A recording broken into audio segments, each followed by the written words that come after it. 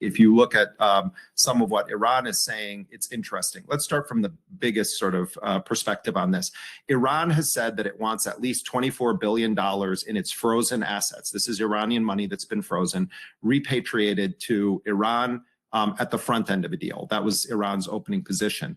Behind the scenes, there was discussion of phasing it, where half of it would occur during the initial period of the memorandum of understanding, and the other half of it would occur as sort of a benchmark process during the 60-day negotiation.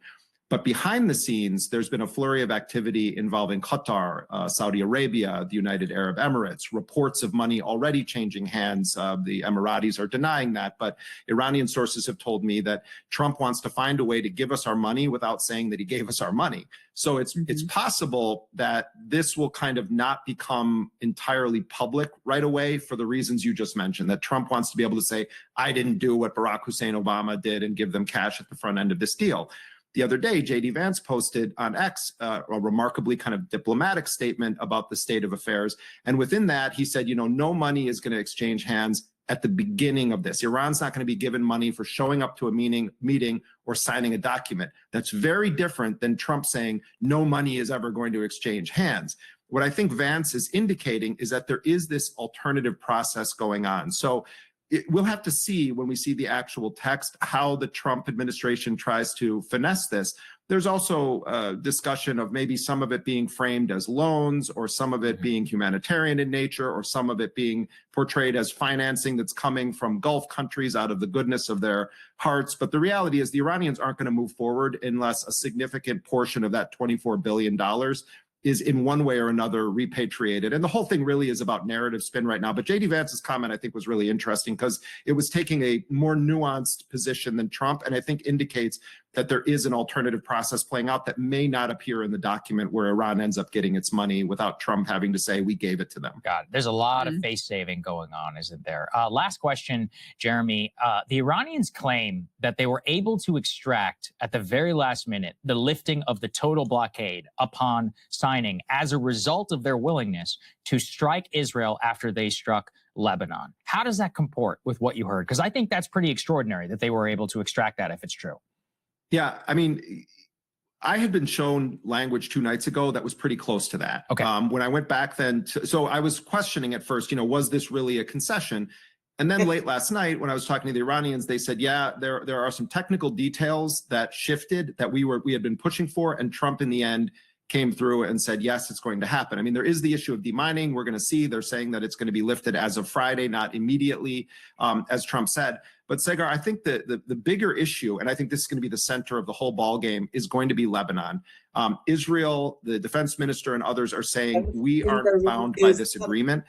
This is going to be a real test of if Trump actually wants this deal. Because if the Israelis continue their siege on Lebanon, the Iranians have shown quite clearly that at least right now, they are not going to sit on their hands. They're saying they didn't strike for the reason that you said, because they got capitulations from Trump at the 11th hour and they wouldn't have done it otherwise.